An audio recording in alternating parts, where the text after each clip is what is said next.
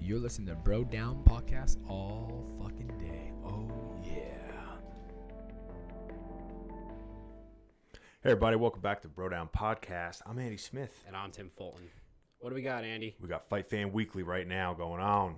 Okay. We do have some epic news for you guys. First and foremost, we're going to be talking about the latest Scalegate. Oh, shit. Oh, Another fucking Scalegate. Break it down for us. Okay, so I didn't see the weigh-ins. I got sent a video by my buddy Shane. And Hi, Shane. hey, Shane. He sent me the video, and before he told me what was going on in it, I noticed what the fuck was going on in it. When he was weighing in, you're not allowed to have anybody obviously touch you when you're on the scale. Clearly. So when guys are having trouble cutting weight, they usually strip down and they hold a towel in front of them. Now DC got not caught because it didn't get in trouble for it, but a while ago, because when they were weighing him in, he took his hands and pushed down on the towel. Okay. When they were holding it in front of him. It doesn't sound like it's that much, but if you're missing weight by a half a pound, It could make the you can difference. so they are now watching the towel. So when he was weighing in, they were like, keep your hands at your sides. And he had his hands out like this, like off the towel, but he had his hands out like this. And his corner man, Rafael Cordero, I think it was Rafael Cordero, he was leaning in like he's looking at the scale. But if you notice, Gastelum's right elbow is on his chest. And he's kind of like holding it against his chest. And he weighed in, I think, at 184. Okay. So he was having trouble making, I think it was 184. So if you're having trouble making 185 to where you have to strip down, and then you weigh in a pound under, that doesn't make sense. That doesn't make any sense. So everyone's freaking the fuck out saying, yeah, it's not good. Because under the rules that they came out, you're not allowed to be in contact with anything other than the scale. Nothing. That's putting in formality what logic dictates, right? Like, you're weighing yourself. It's cheating. Yeah, it's cheating. It's cheating. I know it's for money, and he would have ended up fighting anyway. Yeah, but you know what happens when you don't make weight? They take 20%. They give it to your opponent. Oh, I didn't know that. Yeah, 20% of your purse goes to your opponent. If it's under... I thought they just took it. No. It goes to your opponent. Oh, okay. Yeah, so if it's under that, if it's between 1 to 2 or 1 to 3 pounds, it's 20%. Anything over that's 30%. And then if it goes too much, then I don't think they're allowed to sanction it. But that makes sense. The DC one was worse because he was clearly pushing on the towel. You can see him pushing it, and then the guys are tugging it. This one was kind of like a little bit slicker, but it was like, why is he looking at the scale right there? It's fucked up, man. He shouldn't been doing it. I hate when guys do that because I like Gastelum. Yeah. You fucking cheating, dude. Yeah, you're cheating a little bit. Fucking, I'm sorry you had a bad weight cut, but don't be doing that shit. Yeah. It looked like it was cheating to me and everybody else. So what do you think about people doing that shit? It's cheating. I mean, we've had this discussion. I have a hard line. Like, you can't do shit like that. No. Your job is hard, but you have one job. You train and you make weight. Yeah. Those are the only things that should be occupying your minds in terms of like a business sense. Yeah. They would say there's two fights. The first fight's with the scale. 100%. But dude, this is coming from someone who had a lot of trouble making weight. Yeah, which also too, you could also look at as, is this going to affect Gastelum in the fight? If he had such a bad weight cut that he couldn't make weight, is that going to affect him in his performance in the fight? Now, I think it's lucky for him that it's only a 3-round fight if he had trouble with the weight cut. See, I was thinking reversely. Who's he facing again? Till. Till's going up a weight class, isn't he? Yes. See, that's where I see it being a problem. If you're facing an opponent who's naturally bigger than you and he's having trouble cutting weight, that means he's going to be... I know guys swing from when they weigh in versus when they actually perform, and I know that would be trouble for him to begin with. But if he's having trouble cutting weight, that's that much more of a problem. Yes. No, that's what I'm saying. If he's having trouble getting down, so that means he's going to be probably not as energized in the fight as he would have been if he had a good weight cut. See, I'm looking at the reverse. I'm seeing him as heavier and more powerful. Yeah, no. See, it almost never works like that, because if you got to think about it, if you have to if you normally are weighing in on point and everything's going good with your weight cut and you don't have to do anything crazy, but then the day before you have to fight, the pounds just are not coming off, and you have to spend an extra 2 hours in the sauna. Yeah. And an extra 2 hours of killing yourself on a treadmill or on a bike with a sweatsuit on. It's going to affect your next day performance. Oh, I agree. So, and Till is going up a weight class, which means he's going to be fighting guys that have been fighting much bigger people on an average. He's naturally a bigger guy, but he's been used to fighting guys at 170. Yeah. So it's going to be interesting. I don't know. Right off the top of my head, I don't think it's going to affect Kelvin as much as it has other guys in the past, because he clearly kind of skipped past the whole extra weight cutting by using the elbow. Yeah. But we'll see. We'll see. I don't like it. I don't like it either. I think it made my decision on who I want to win that Yeah. much more clear. So next up, we have The Rock's announcement about Mark Kerr. this pissed me off. Really? This pissed me off. Really? Yeah. I'm actually kind of shocked about that. No, it pissed me off for the reasons that you would never guess why it pissed me off. Okay, so if you haven't heard it, there is clips going around about The Rock's announcement. I thought he originally was going to make it in the UFC event tonight, but he made it early at some sort of press conference, it looks like. Yeah, this is what they do for the weigh-ins. So Okay.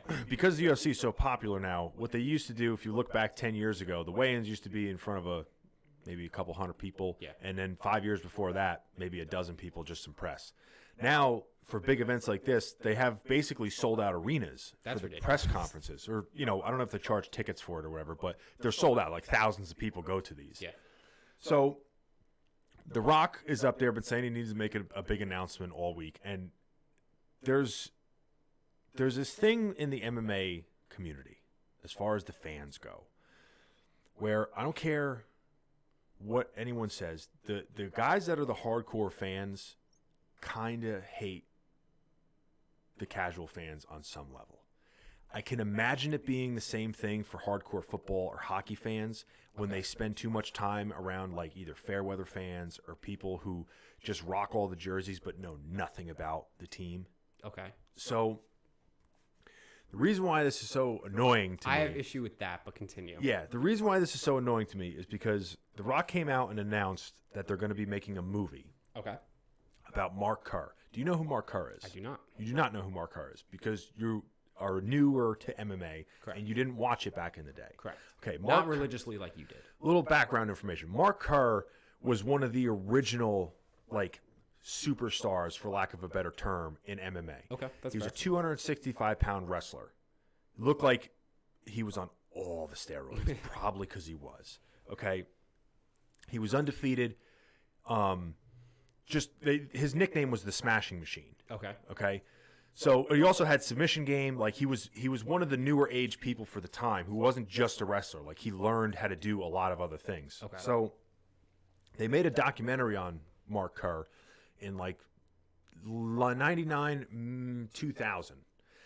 And it was because he was the golden boy, basically. He was one of those guys who was soft-spoken. He wasn't he was college educated, very smart guy. So, but halfway through the documentary, they didn't know, but he had like substance abuse problems. He was on all kinds of injectable painkillers, and his life basically unraveled during this documentary. So Okay. it's one of the best documentaries I've ever seen. It's really gets you behind the scenes of how these guys used to fucking live and how they used to operate. But anyone who's an MMA fan should know who Mark Kerr is, as far as the people who are a little bit more hardcore or at least been around for a while. Now, my issue with the announcement, is that when The Rock came out and he did the whole, can you smell what The Rock is cooking? Just because he's got to put on the thing. Yeah. Fucking, you can hear how many people are in the arena. I mean, it goes ballistic. Everyone's cheering.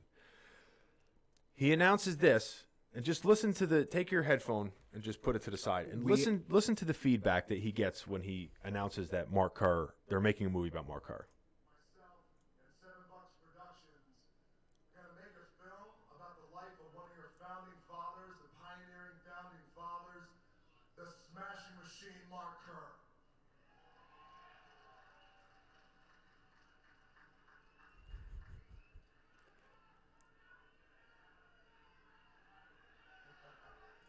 Nobody knows who the fuck he is in that building. No. What the fuck, dude? Let me ask you a question. Shoot. Okay, what's your favorite sport? Like, if not MMA, what is your favorite sport that you grew up watching? That I grew up watching? See, probably, I don't know. I was never big into sports like a lot of other guys were. I got into football late in the game, and honestly, it's mostly for fantasy purposes. Okay. I was more of an active person. I would rather do something. So let me ask you a question. Say that they're going to play the NFC or AFC championship for football. Okay.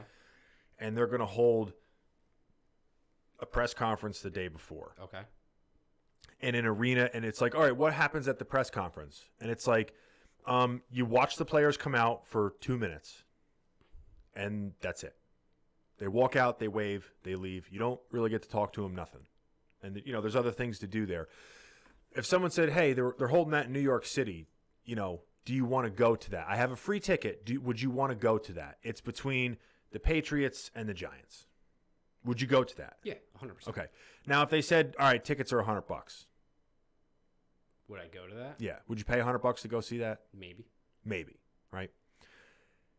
My issue with that is if you went to that arena and they started bringing up old school football players, right? Yeah. Like if it was hockey and they bring everyone out, same thing, and they're like, all right, now we're going to talk about Wayne Gretzky and Bobby Orr and fucking Patrick Roy and all these old school guys, and nobody knows who the fuck they are. If you were a hockey fan, wouldn't you be a little pissed off? I could see that. Maybe 10% of the people in there got their tickets by the way you did, but if you're spending money and going out of your way and driving to this fucking arena to go to a UFC event, and there's 10,000 people in there, I mean, how many people were in the arena? A lot. A lot. A lot. How many people clapped? Not a lot. The rest of them not proportionate. The rest of them shouldn't be there. I'm sorry. Fuck you. See, I'm going to disagree with you on this one. It's bullshit, dude. I disagree. Why do you care what other people think? It's not what other people think. MMA has this weird thing where we have the best and the worst fans. Yeah, that's 100% true. At the same time, Yeah. right? You got fans like all these people. I bet were like, "Oh yeah, fucking this, that, and the other." Like, same guys when you go to the bar. This is why I always hated going and watching UFCs at the bar. Me and Shane be there every once in a while. We'd make the stupid decision: let's go have a couple beers and watch a big fight at a bar. So we go down there, and you sit next to people, and they're like, "Oh yeah, Anderson Silva," and you're just like, "Fucking, that's not." First of all, it's not his fucking name. And then you get they're like, "Well, just stand up.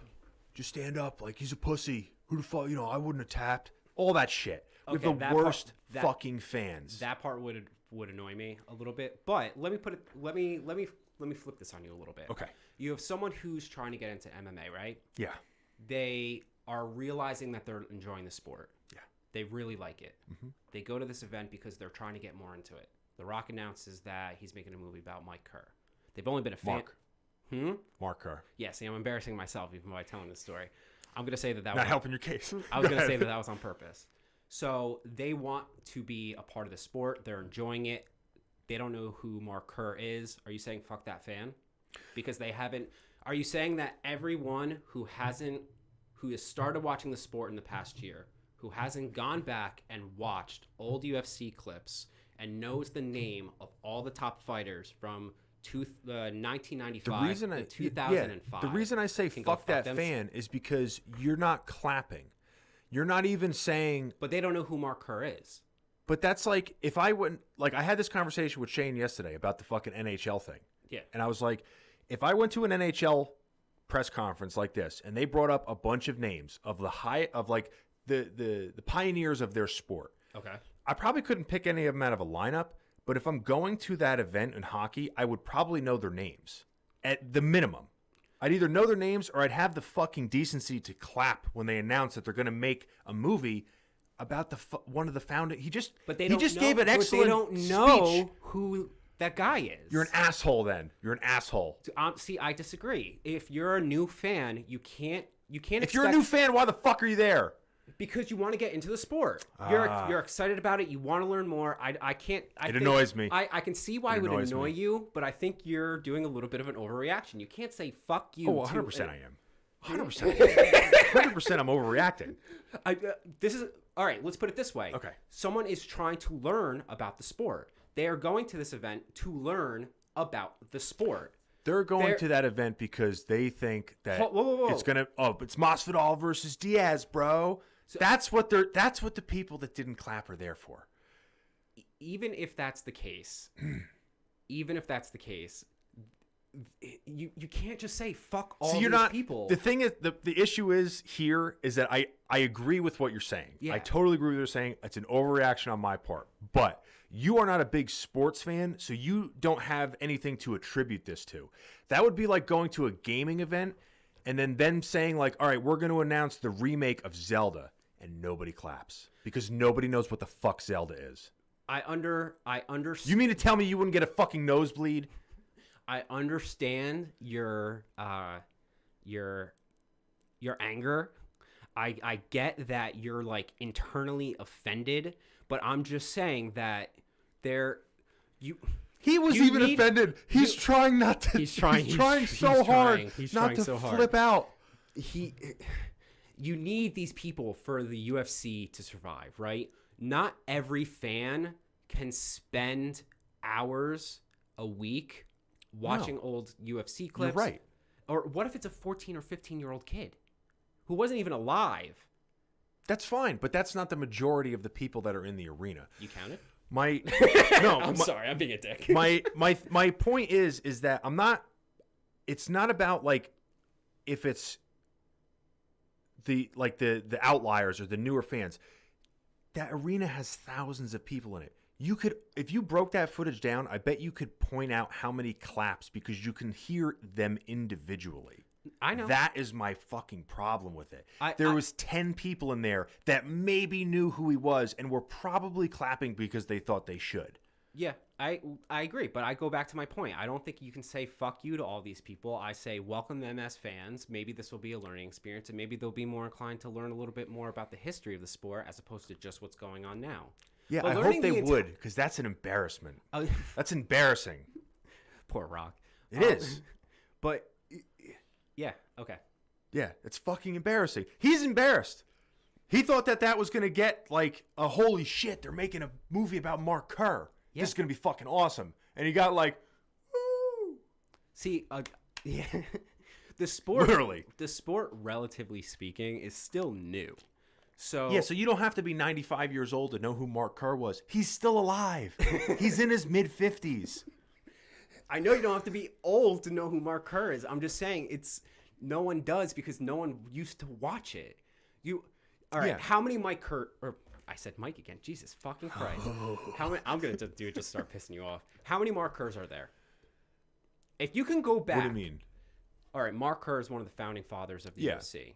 He has a level of status in the UFC. Yes. How many Mark Kerrs, how many guys would you say are on the level of Mark Kerr? At that time? No. Right now, of level of importance for the UFC, if you can go back and start counting, how many people do you think are as important as Mark Kerr? Relative to when he was in it. No. Relative to the UFC. Throughout the history of the UFC, how many people are as important as Mark Kerr to the sport?